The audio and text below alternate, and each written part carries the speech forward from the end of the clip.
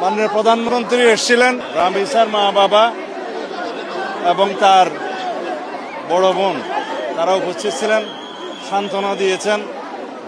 আমরা আশ্বস্ত করেছি পুলিশ ডিপার্টমেন্ট দ্রুততার সাথে আসামিকে গ্রেপ্তার করতে সক্ষম হয়েছে এবং আসামি তার স্বীকারোক্তিমূলক জবানবন্দি 164 ধারায় 164 স্টেটমেন্ট যেটা বলি সেটা করেছে। এখন চার্জশিট দেওয়ার পালা। চার্জশিট দেওয়ার আগে এখন ডিএনএ টেস্টটা করতে হবে। ডিএনএ টেস্টের জন্য আমাদের সিআইডির ল্যাবে অলরেডি আদালতের অনুমতি নিয়ে টেস্টের কাজ চলছে। ডিএনএ টেস্টের নিয়ম হচ্ছে যে 48 ঘন্টা সময় লাগে, যেহেতু এটা বৈজ্ঞানিক বিষয়। সেটা শেষ হবে রবিবারের দুপুরের মধ্যে।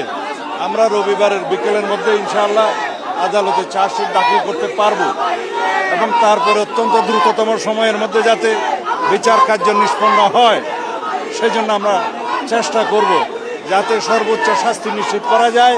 সেজন্য প্রসিকিউশনের পক্ষ থেকে আমাদের জোর চেষ্টা থাকবে। আর মাননীয় প্রধানমন্ত্রী আশ্বস্ত করেছেন রামিসার বড় বোন তার জীবনের সমস্ত পড়াশোনার খরচ এবং তার অন্যান্য আনুষঙ্গিক ব্যয় সব কিছু উনি বহন করবেন এবং রামিসার মা বাবা এবং রামিসার বড় বোনের জন্য একটা আশ্রয়স্থল, তারা নিরাপদ আশ্রয়স্থল চেয়েছেন। সেটা মাননীয় প্রধানমন্ত্রীর প্রতিশ্রুতি দিয়েছেন, খুব স্বল্পতম সময়ের মধ্যে সেটার ব্যবস্থা করবেন। আমরা এইরকম ঘৃণ্যতম অপরাধের শিশু ধর্ষণ এবং হত্যা অথবা শুধুমাত্র শিশু ধর্ষণ যাই হোক, এই সমস্ত অপরাধের ক্ষেত্রে যাতে খুব দ্রুততার সাথে এবং সংক্ষিপ্ত সময়ে চার্জশিট দেওয়া যায় এবং বিচার কার্য সম্পন্ন করা যায়, সেই জন্য যদি আইনে আরও কিছু পরিবর্তন আনতে হয় সে বিষয়ে আইনমন্ত্রী এখানে আছে। তিনি আজকে কথা দিয়েছেন, ক্যাবিনেট মিটিংয়ে আমাদের এটা আলোচনা হয়েছে, তিনি সেই বিষয়ে আইনি সংস্কারও সাধন করবেন। যেখানে প্রয়োজনীয় সংশোধনের দরকার সেটা আমরা করব। এইভাবে আমরা দেশে এরকম ভিন্নতম অপরাধের যাতে আর পুনরাবৃত্তি না হয় সেজন্য চেষ্টা করবো ইনশাআল্লাহ। ধন্যবাদ। পরিবার চেয়েছে সুষ্ঠু ন্যায় বিচার দ্রুততম সময়ের মধ্যে, সেটা পরিবারের 1 নম্বর চাওয়া এবং সেটাই স্বাভাবিক।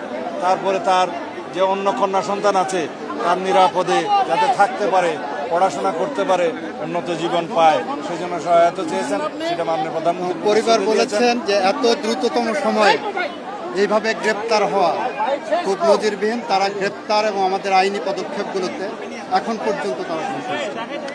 আচ্ছা, আরেকটা বিষয়, যে দায়িত্ব নেওয়ার কথা বললেন আপনি, সেই দায়িত্বটা কি তারেক রহমান সাহেব নিজে নিচ্ছেন নাকি প্রধানমন্ত্রী হিসেবে নিচ্ছেন? সরকারিভাবে প্রধানমন্ত্রী হওয়ার আগে থেকেই এরকম মানবিক কর্মকাণ্ড বহু করেছেন সারা দেশে, তিনি ব্যক্তিগতভাবে নিয়েছেন। আর প্রধানমন্ত্রীর তহবিল থেকে তো উনি সাহায্য দিতেই পারেন।